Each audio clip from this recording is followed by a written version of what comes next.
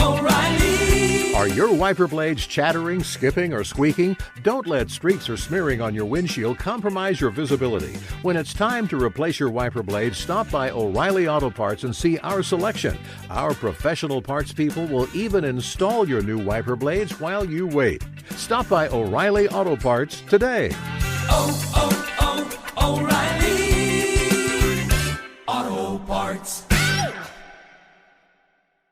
For all you elk hunters out there, chasing turkeys is basically the same thing.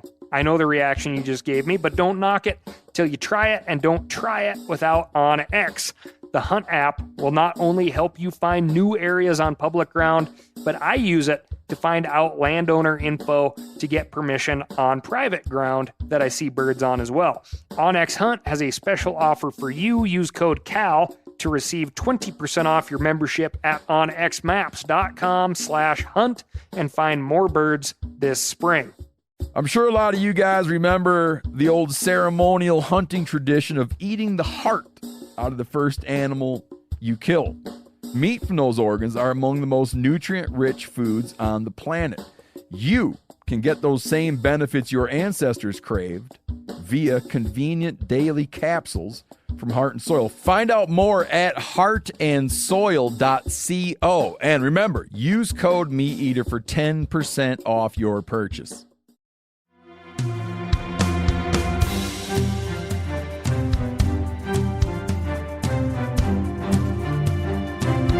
From MeatEater's World News Headquarters in Bozeman, Montana, this is Cal's Week in Review with Ryan Cal Callahan.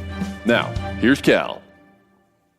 If you recall, a couple of episodes back, we talked about a reversal of a Trump-era rule that exempted companies from penalties resulting from migratory bird deaths outlined in the Migratory Bird Treaty Act.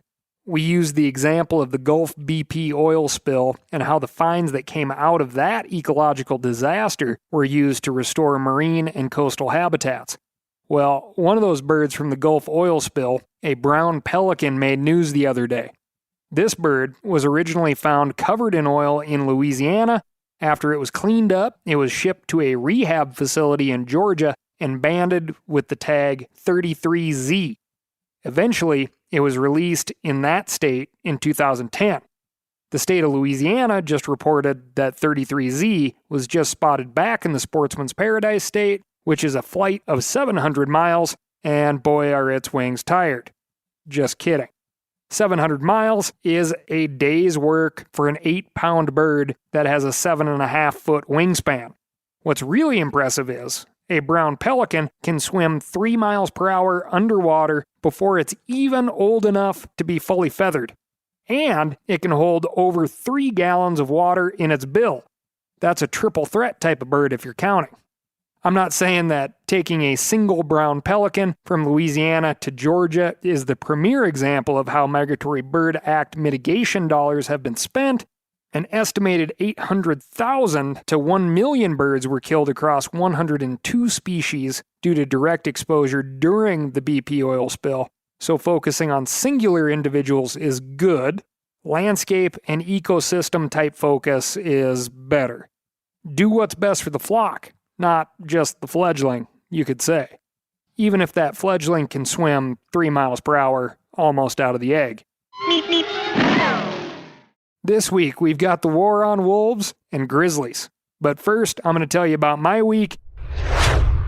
And my week, as well as this podcast, is hosted by Steel Power Equipment. Look up a steel dealer near you by going to steelusa.com. I don't have all that much going on.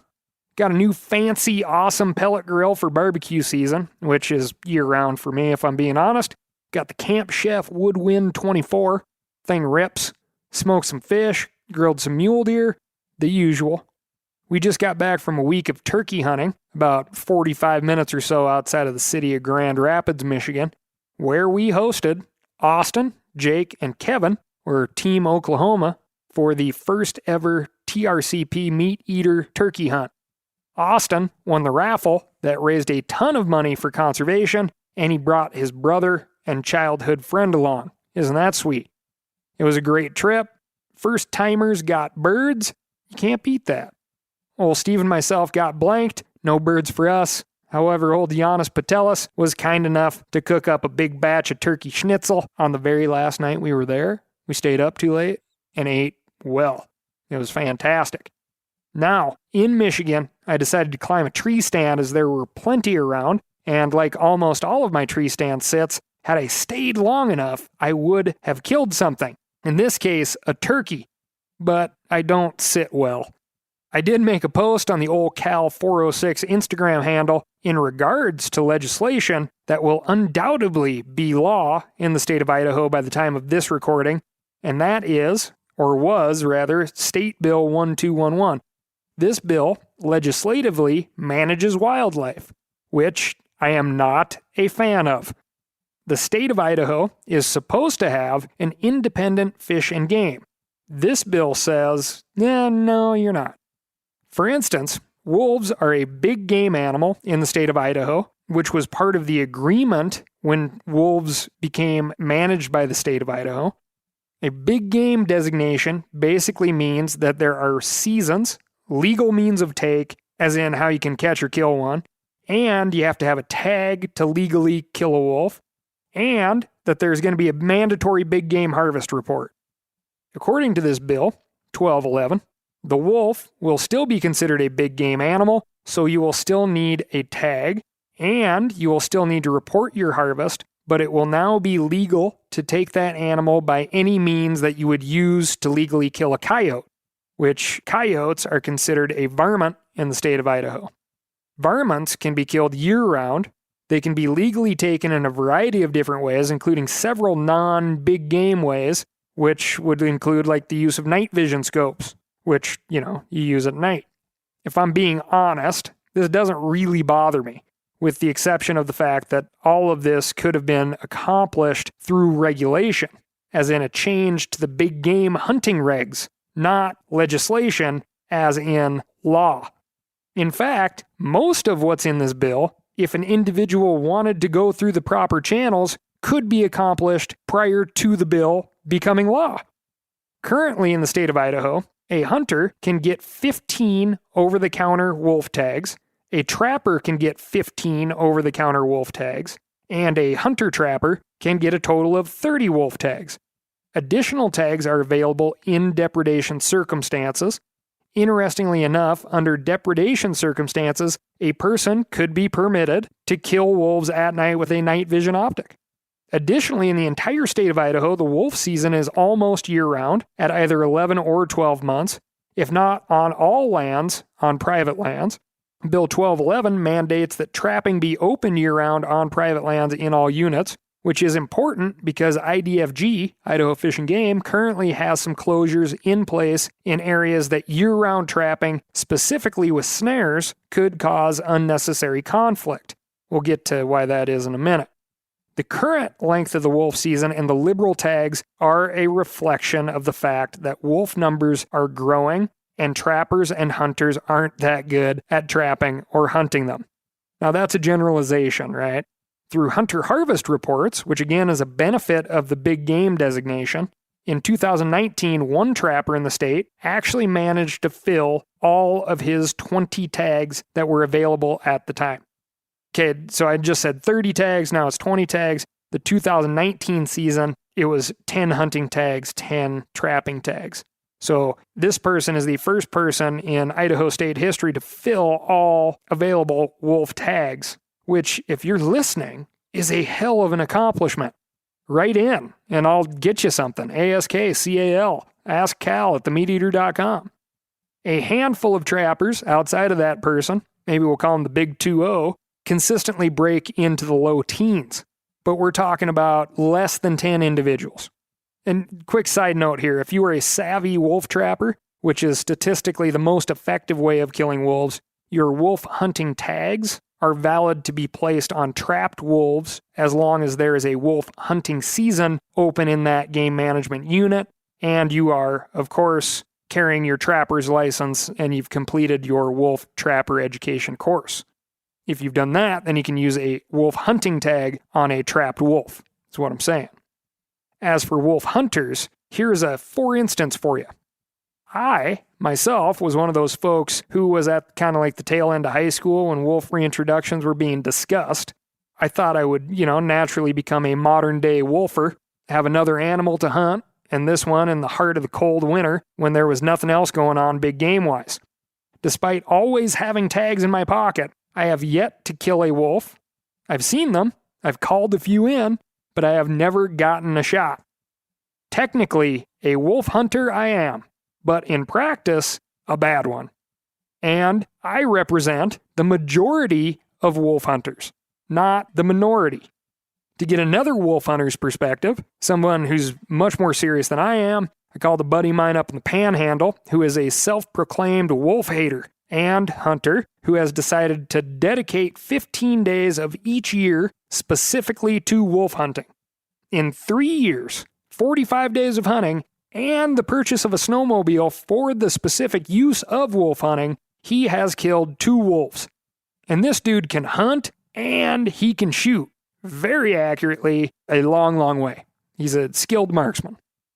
The Fish and Game Commission testified through the director of Idaho Fish and Game, Ed Schriever, as to why they could not support 1211.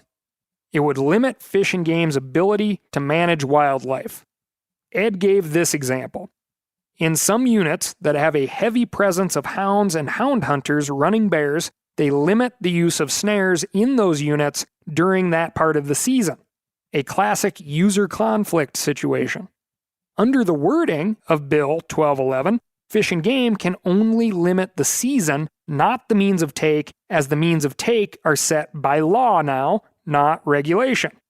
Snares are a means of take that pertain to trapping. Leg hold traps are still in use during prime hound season, but snares are not in those game management units. Typically, an animal, such as a domestic dog, can be released unharmed from a leg hold trap, whereas with a snare, especially one set for a canine of similar size, being caught could mean death to a hound dog. Which, if we're talking about having to lose a couple of working dogs to get the wolf numbers down, that's what's got to happen, right? Well, some do agree with that, and some do not. Look at what just happened in New Mexico. Roxy's Law, I believe is what it was called. A hiker's dog was killed in an illegally set snare. A well-funded anti-trapping campaign followed, and there is no more trapping for the vast majority of New Mexicans on all public lands. All public lands, not just in the area around Santa Fe where Roxy was killed.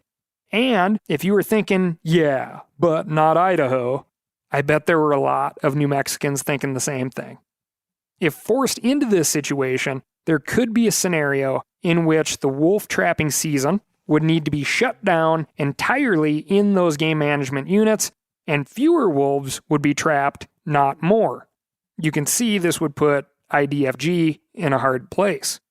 Now, if you think a couple of hound dogs or working dogs wouldn't elicit such a response from the public that Fish and Game would have to shut down a unit, what about the year-round use of snares in areas where something even more controversial than hound dogs or cattle dogs roam? When I asked a local trapper how plausible it would be to catch a juvenile grizzly bear in a snare set for a wolf, he responded, entirely plausible, but the seasons don't match up. Well, under this new legislation, they will in Idaho. And the only response IDFG will have is to close the season down in that area entirely. Through changes in trapping regulations, Idaho increased the wolf take by 40% in the 2019-2020 season over the 2018-2019 season. About 583 wolves were killed in total in the 2019-2020 season.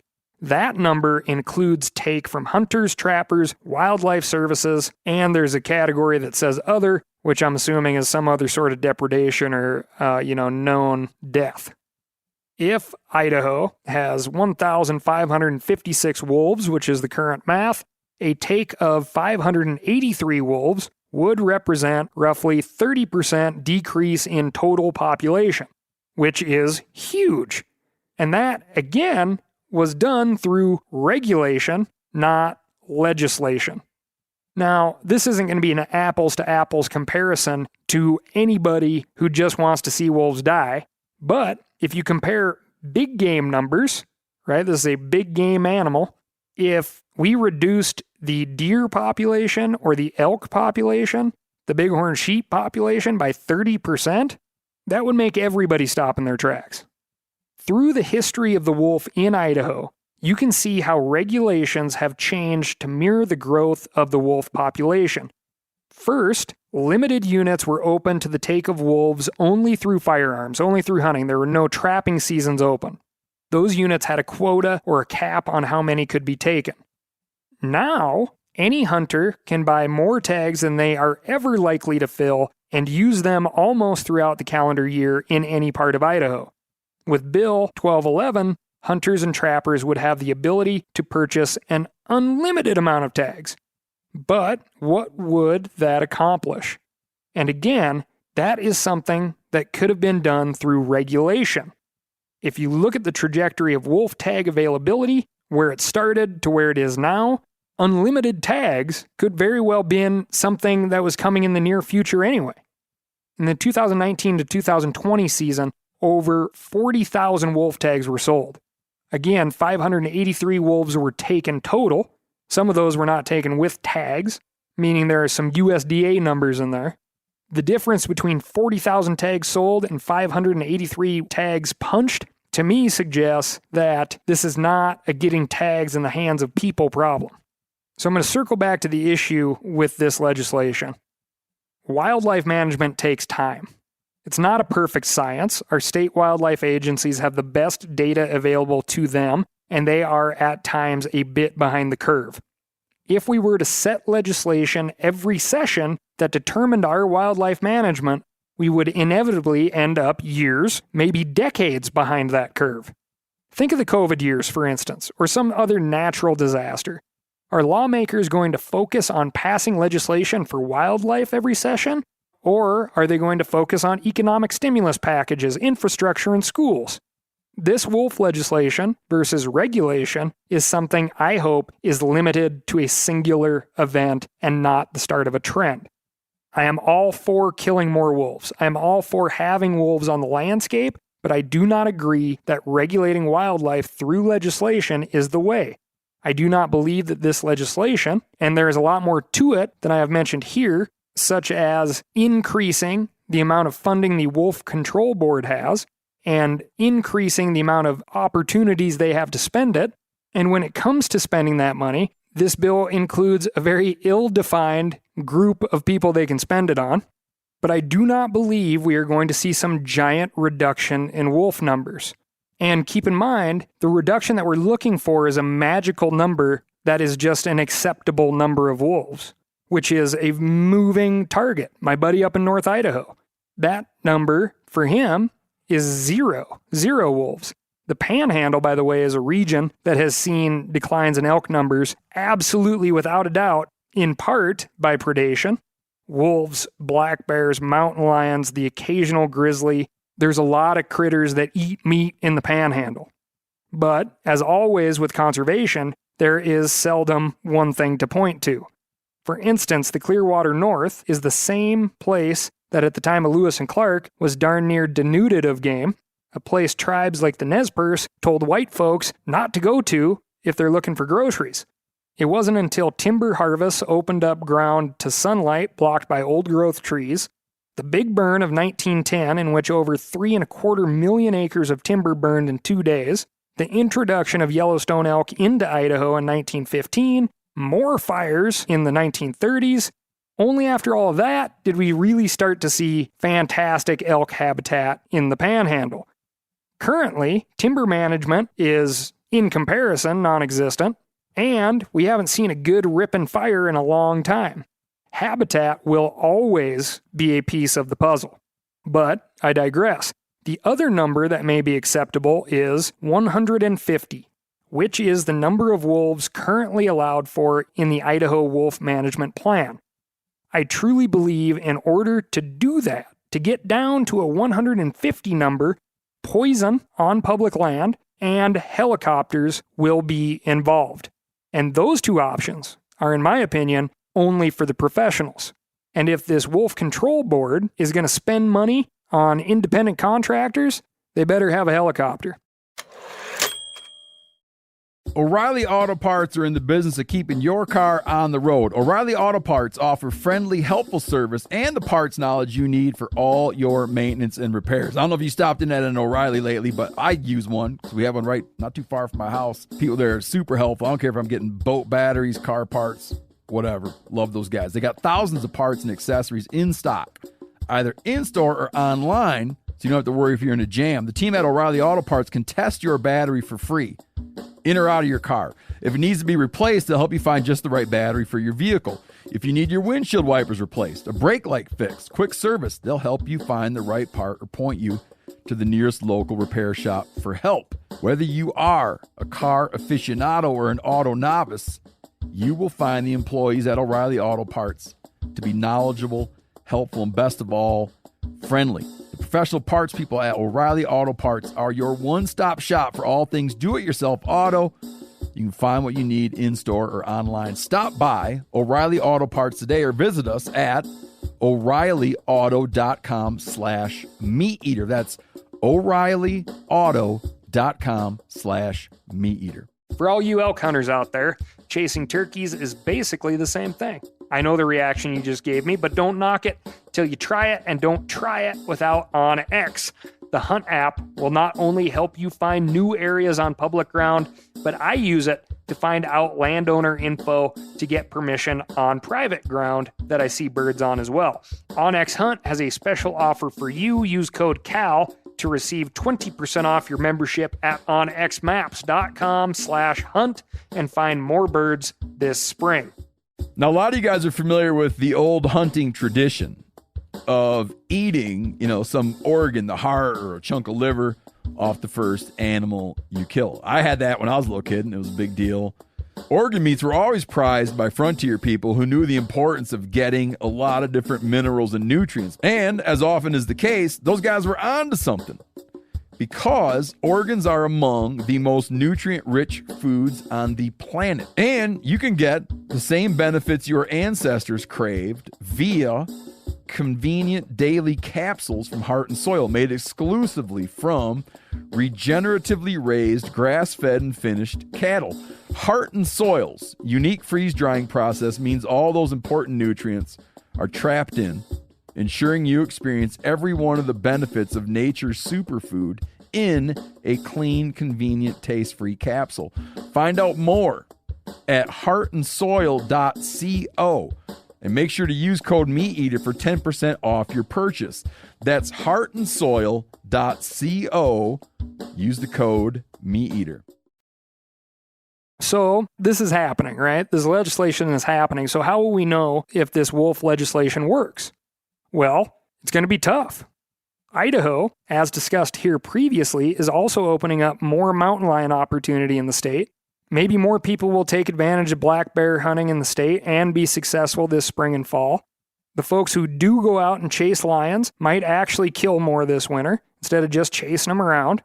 And that winter is going to have to be just hard enough to be able to track lions well, kill the winter ticks that affect moose, and then be just easy enough to where it gives a break to the ungulates that we're trying to protect here. And if this cycle repeats itself for 2 or 3 seasons, then we may be able to look back and say some part of this worked. Not definitively, of course.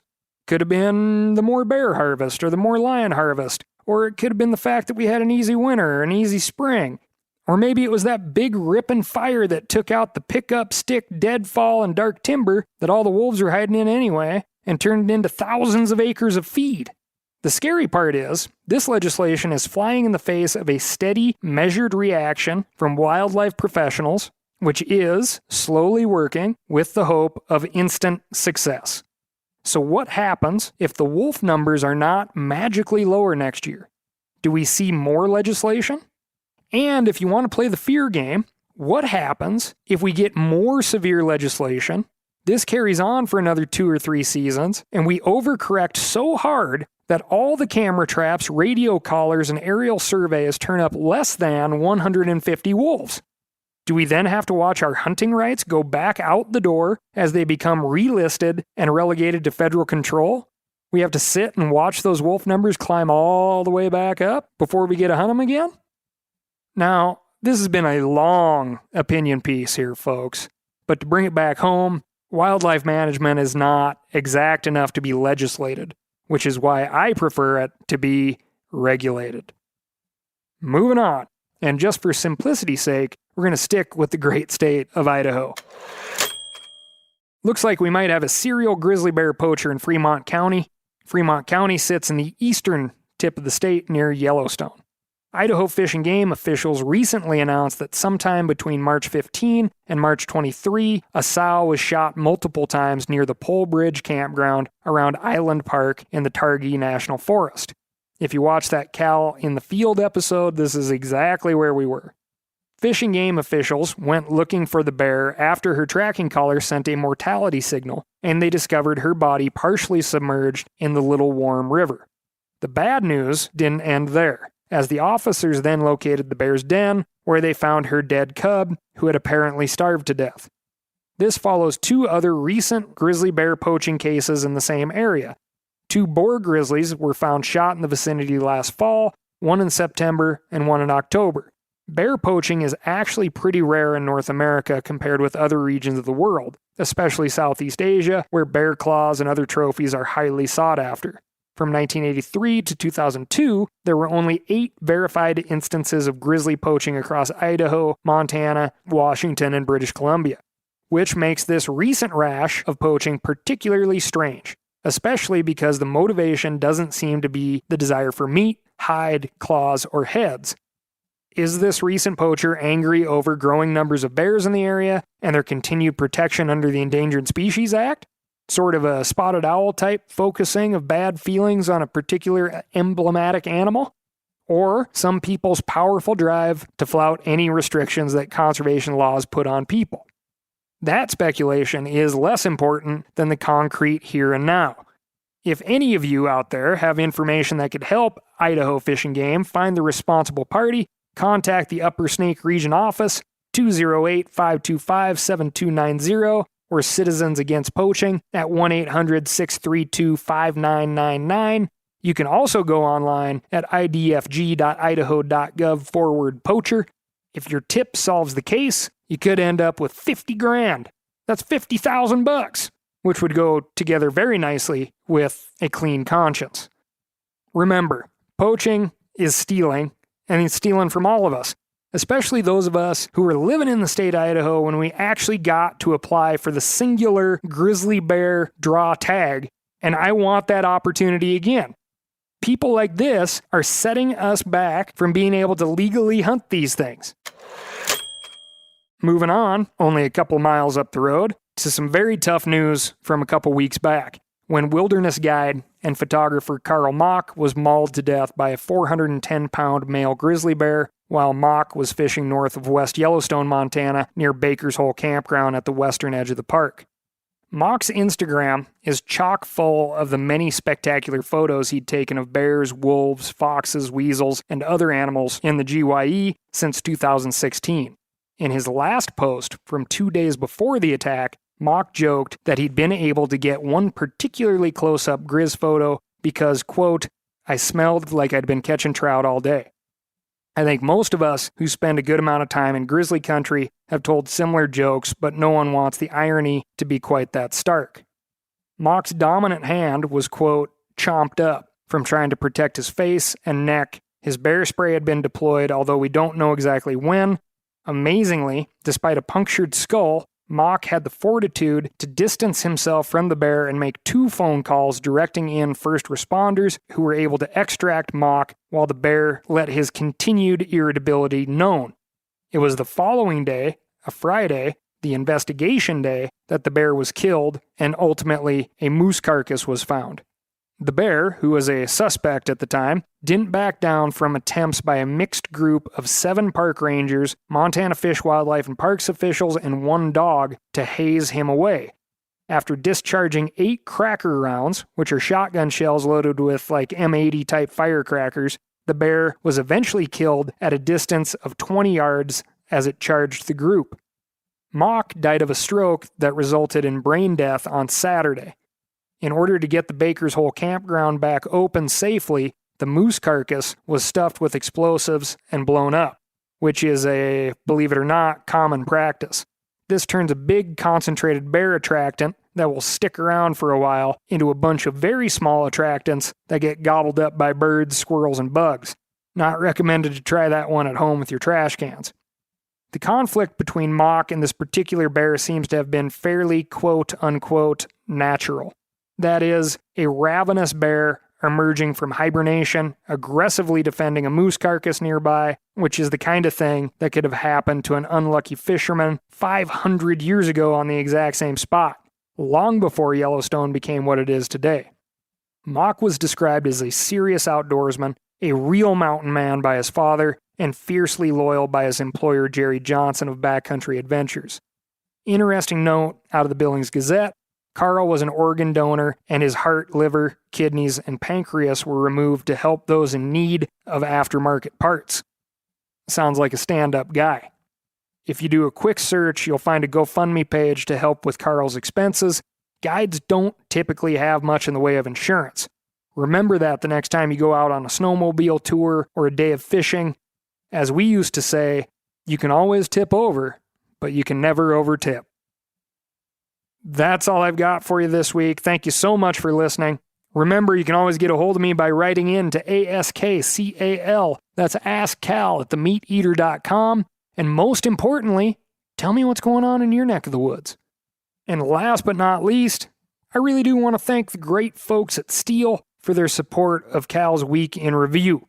Whether you need a pole saw for clearing a shooting lane or a chainsaw to cut firewood, they've got you covered. Available only at authorized dealers. Go to STIHLDEALERS.com, that's steeldealers.com, to check them out and find your local dealer. Thanks again. I'll talk to you next week.